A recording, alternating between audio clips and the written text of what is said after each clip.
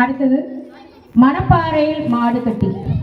மணப்பாறையில மாடு கட்டினாங்களாம். அது கயிறை அவுத்து கொண்டு புத்தூரை நோக்கி ஓடி வந்துருச்சான்.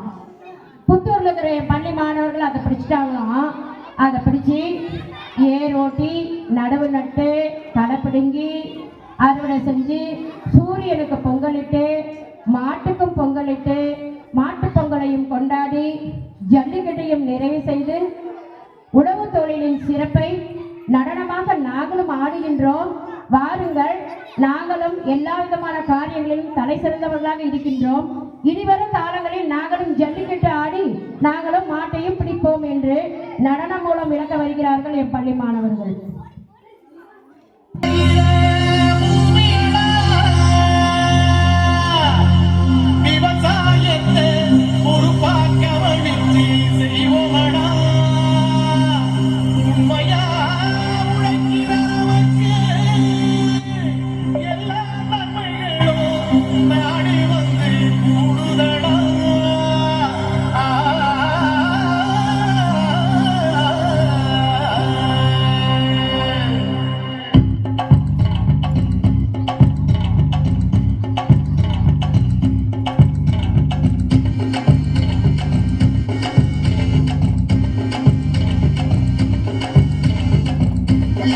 Like